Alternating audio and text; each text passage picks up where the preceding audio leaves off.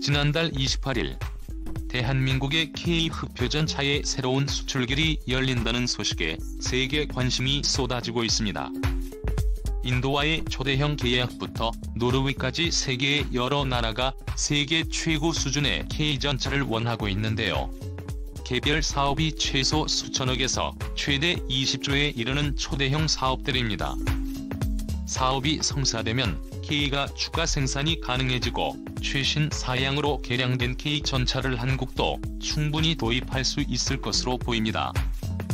하지만 일각에서는 K전차의 기술 이전 때문에 수출에 대한 부정적인 입장을 보이고 있습니다.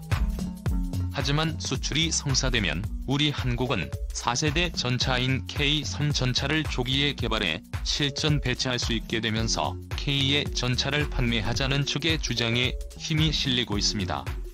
양측의 주장이 팽팽한 가운데 이 모습을 예의주시하는 나라가 있습니다. 바로 중국입니다. 군사기밀TV입니다. 알람 설정을 하시면 영상 업로드 시 바로 시청하실 수 있습니다. 중국은 우리가 K전차를 인도에 판매하게 되면 자신들과 국경을 맞닿아 있는 인도에게 밀리게 되는 것은 당연해지기 때문에 한국의 행보에 관심이 쏠릴 수밖에 없습니다. 우리 군 최대의 문제 중 하나인 구형 M48 전차의 대체 역시 충분히 가능해집니다. 게다가 K의 수출을 통해 획득한 막대한 이익을 바탕으로 K3과 같은 차기 전차의 개발과 도입 역시 가속화될 수 있습니다. 하지만 일각에서는 전차가 더는 쓸모없는 무기이며 전차 개발에 비용을 투자하는 것은 낭비라는 이야기가 나오고 있습니다. 현대전의 신복이 등장으로 이제 전차는 지상전의 왕좌로 군림할 수 없게 됐다는 주장입니다. 그래서 오늘은 왜 한국이 최강의 전차를 보유할 수밖에 없는지에 대해 알아보겠습니다. 흔히 일반적으로 탱크라고 불리는 전차는 현대의 중기병으로 불립니다. 과거 중세 전장에서 갑옷으로 중무장한 중기병은 화살에도 끄떡없는 방어력으로 적진을 돌파하는 역할을 맡았는데요. 그래서 지금의 전차는 현대전에서 이들을 대체해 튼튼한 장갑으로 적의 총탄을 돌파해 적진을 무너뜨릴 20세기판 중기병으로 등장한 것입니다. 최초의 전차는 영국의 henkel 전차였으며 농업용수 공급자로 위장했기에 급수차를 의미하는 달라 불렸습니다. 이 초기 전차는 비록 많은 문제가 있었으나 대포를 제외한 모든 무기를 방어할 수 있고 철조망을 짓밟아 무너뜨릴 수 있었기에 전장에 큰 변화를 일으켰습니다. 이후 프랑스의 F-17 전차와 독일의 HLV 전차 등이 등장하며 본격적인 강철 개병의 시대가 열렸습니다. 특히 20세기 중반에는 그 활약이 정말 대단했는데요. 2차 세계대전에서 집단군급 전차 부대인 기갑군을 운영한 독일군은 이를 이용해 전 유럽을 정복했고, 이스라엘은 중동전쟁에서 적은 병력에도 불구하고 기갑부대를 이용해 아랍연합군을 완파했습니다. 대한민국 역시 이런 시대적 흐름에 따라 전차를 보유하려 노력했습니다. 북한의 압도적인 전차 전력에 밀려본 경험이 있는 우리 군은 전차 전력 확보와 나아가 자체 개발에 사활을 걸었는데요. 그 결과 2000년대를 기준으로는 러시아와 미국, 중국의 뒤를 잇는 세계 최대의 3세대 전차 보유국이 됐습니다. 아직 4세대 전차는 개발되지 않았음을 고려할 때 사실상 세계 최강의 전차 보유국 4천왕 중 하나라고 볼 수 있습니다.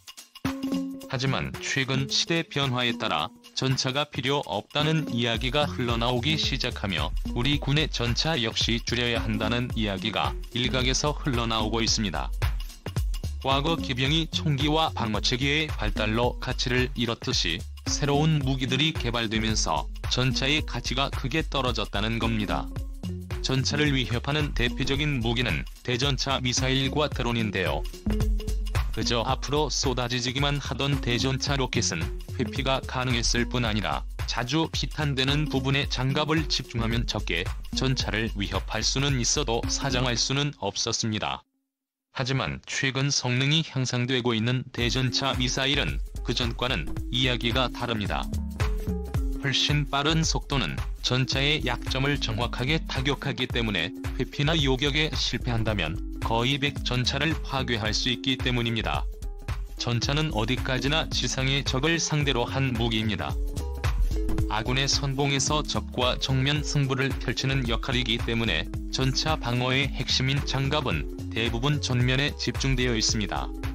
후면이나 상부의 경우는 아무리 전차라 할지라도 그리 두껍지 않은데요. 예를 들어의 20mm 선더볼트와 같은 공격기들은 기관포로 전차 상부를 노리기에 전차들의 사신이 될 수 있었습니다. 최근 개발되는 대전차 미사일이나 자폭용 드론 역시 바로 이 상고를 노릴 있게 만들어지는데요. 우리 업체가 개발하고 우리 군이 운영하고 있는 현공대 전차 미사일이 중동 각지로 불티나게 팔리는 이유가 바로 여기에 있습니다. 일부 3.45세대 전차들이 능동방어장치 APX를 탑재 미사일이나 드론을 교란할 수 있습니다. 하지만 모든 전차를 35세대 전차로 보유하고 있는 나라는 세상에 없습니다. 미국을 제외한다면 대부분의 국가들은 상당수에 의해서 3세대 전차를 운영하는데요. 우리 군 역시 여러 문제 때문에 1세대 한창인 MM48 수백 대를 아직 운영하고 있습니다. 그래서 상당히 많은 군 관련자들이 전차의 시대가 끝났다는 주장을 하고 있는 것입니다. 두터운 장갑으로 적을 막을 수 없게 된 전차는 과거 기병과 마찬가지로 선봉에 설 수 없으며 선봉에 설 수 없는 전차가 무슨 소용이냐는 주장입니다. 실제로 일부 국가들은 4세대 전차를 개발하기보다 3세대 전차의 개량에 집중하기 시작했습니다. 예를 들어 중국은 히말라야 등 고산지대에서 활약할 수 있는 15식 경전차를 개발했지만 차세대 전차는 발표 수년째 이렇다 할 청사진을 제시하지 못했습니다. 전차 무용론이 상당히 설득력 있게 받아들여지는 이유인데요. 그러나 이는 전차를 그저 돌격용 방패로 취급하는 무지에서 나온 잘못된 판단입니다. 전차는 그저 전장에서 적진을 돌파하는 데만 쓰이지 않습니다. 움직이는 포로서 적이 거점을 파괴할 수 있고 시가지로 진입하는 아군을 총탄 세례로부터 보호해 줄 수도 있습니다. 대전차 미사일과 드론에 파괴되는 것은 사실이지만 대전차 미사일과 드론이 없거나 부족한 전장에서 전차는 아직도 전장의 사신으로 군림합니다. 예를 들어 시가지에서 단 한 대의 전차가 길을 막는 것만으로 탄약이 떨어지기 전까지 보병부대 단독으로 전차를 제압할 방법은 없습니다. 게다가 앞으로 개발되는 여러 전차들의 경우 레이저 무기를 기본하기로 장비의 강력한 방어력을 확보하고 있는데요. 현재 4세대 전차를 본격적으로 개발하고 있는 나라는 독일과 프랑스의 MCCS와 우리의 K3이 있습니다. 두 전차 모두 이전과 비교할 수 없는 전력을 확보해 레이저 무기를 사용할 수 있도록 개발될 예정입니다. 이런 상황에서 K의 수출 가능성이 높아지면서 연구개발 예산 확보라는 가장 큰 문제가 해결될 것으로 보입니다. K 전차는 터키 외에 수출된 국가가 없습니다. 개발 당시에 최신 기술이 집약됐기에 평범한 국가들이 구매하기에는 너무 비싸고 게다가 파워팩 등 여러 문제가 해결되지 못했기 때문인데요. 하지만 이 모든 것은 지난 일이 되었습니다.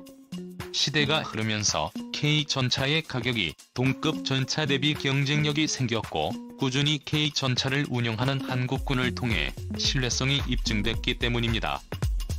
현재 체코, 노르웨이, 폴란드 등 여러 유럽 국가들의 신규 전차 도입 사업에 개의 전차의 도입을 고민하고 있습니다. 특히 폴란드, 노르웨이 같은 국가들은 상당히 적극적으로 전차 도입을 추진하고 있으며 노르웨이의 경우 K3 전차 개발에 기술 협력 의사를 타진하고 있는데요. 이는 냉전의 종식 이후 안정되었던 안보 상황이 급격하게 요동치고 있기 때문입니다. 2014년 러시아가 일으킨 크림 합병과 우크라이나 내전은 러시아가 과거 소련의 위성국들을 다시 집어삼키겠다는 것을 세계 만방에 주장한 사건으로 여겨집니다. 당연히 소련에 종속되어 착취당했거나 소련과 국경을 맞대던 나라들은 러시아에 대응하기 위해 군비 확장을 시작했는데요. 그런데 러시아는 세계 최대의 전차 보유국이며 동시에 4세대에 가장 근접했다고 하는 차세대 전차 아르마타를 보유하고 있는 국가입니다. 구소련 시절부터 내려오던 전차나 이미 90화된 3세대 초반의 전차로는 러시아군을 막을 수 없게 됐습니다. 4세대 전차는 완성까지도 10년 이상이 소요될 것이므로 아르마타에 대응할 3, 5세대 전차를 도입의 필요성이 급격히 대두되었습니다. 그러나 유럽연합 내에서 자체적으로 전차를 개발할 수 있는 독일과 프랑스가 기존 3, 55세대 전차의 개량보다는 4세대 전차의 개발에 집중하며 유럽 국가들은 선택지를 잃게 됐는데요. 그래서 한국의 K가 최신 사양으로 개량되면서 유럽에 진출할 수 있게 된 겁니다.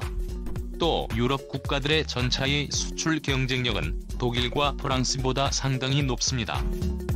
수천 대의 전차를 운용하는 한국군과 달리 평화를 이유로 군을 감축한 독일과 프랑스는 불과 수백 대의 전차를 운용하며 그마저도 제대로 정비되어 있지 않기 때문에 전차의 신뢰성에도 한계가 있습니다.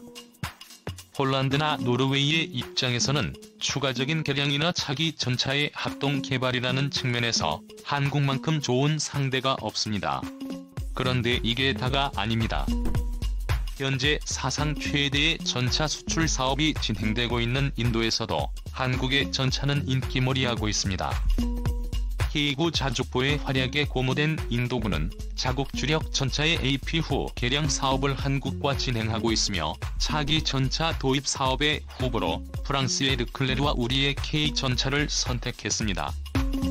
사업자로 선정된다면 최소 1,700대 이상에서 최대 2,000대 이상의 K 전차가 판매될 수 있을 것이며 그 수익은 약 20조 정도로 추산되고 있는데요. K5시만이 보여준 활약과 오랜 기간 입증된 신뢰성 그리고 높은 기술 이전 가능성으로 인해 K2 채택이 상당히 유력한 상황입니다. 현재 인도의 자체 기술로는 중국의 기갑 전력을 막기에는 역부족이라는 게 군 전문가들의 의견입니다. 그래서 인도는 한국의 기갑 차량에 막대한 예산을 투자해 중국의 팽창 전략에 막으려는 것입니다. 현재 한국은 K의 전차를 판매하면서 기술 이전이라는 옵션도 같이 판매하고 있습니다. 일각에서는 기술 이전에 대한 부정적인 시각이 있습니다. 이는 최첨단의 기술에서는 만든 이야기이지만 개발된 지 20년 이상 지난 무기체계에서는 다시 고민해야 할 문제입니다. 아무리 첨단의 기술이라도 시간이 지남에 따라 도태되는 것은 당연합니다. 반면 90화된 옛 기술을 판매한 자본으로 신기술을 개발한다면 새로운 무기를 개발할 수 있는 단초를 마련하게 됩니다. 현재 대한민국처럼 새로운 무기를 도입하거나 개발하는 국가들에게는 이 같은 일은 흔하지 않으며 또 흠이 되는 일이 아닙니다. 물론 적성국의 기술을 양도한다면 매국이겠지만 인도는 우리의 최대 위협인 중국과 대립하고 있습니다. 때문에 대한민국과 경제적 안보적으로 가까워진다면 굳이 우리가 멀리할 이유가 없는 나라입니다. 결정적으로 K 전차를 개발하는데 막대한 비용이 들었다지만 20조는 아니었습니다. 만약 100%의 기술 이전을 하더라도 인도에게 20조를 받을 수 있다면 K3 전차와 여러 신무기 사업을 아무 문제 없이 진행할 수 있게 됩니다. K 전차가 세상에 등장한 지 10년이 지났습니다. 하지만 이제 세계는 4세대 전차를 준비하고 있습니다.